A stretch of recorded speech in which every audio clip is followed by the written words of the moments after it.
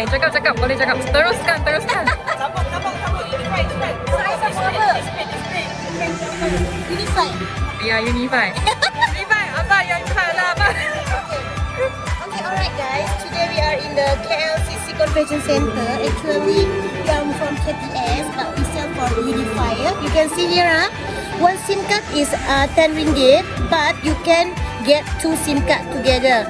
Okay, so meaning to say, you can see here, one SIM card here got 2 GB inside the data, can 10-minute call and 10-minute SMS. It's very cheaper.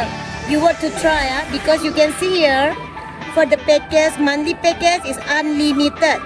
You can see the unlimited not only for calling, internet as well.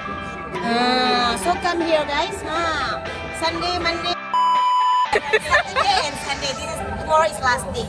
Okay, support our UNI5G. Okay, support.